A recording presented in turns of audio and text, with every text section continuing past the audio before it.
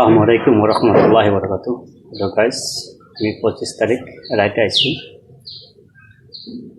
রাত 2:45 তলায় Dubai two Dhaka. এটা হচ্ছে গরিবের বাড়ি। আপনারা সবাই দেখুন আর দোয়া করেন। অনেক কষ্ট করে এই ঘরটা উঠেছি এবং এসএসের কাটিং দিয়ে এই গেটটা বানাইছি। তো জানি না আপনাদের পছন্দ হয় কি না, যতটুকু পারছি আপনাদের দোয়া ও ভালোবাসা ততটুকু করে আছি। দেখুন,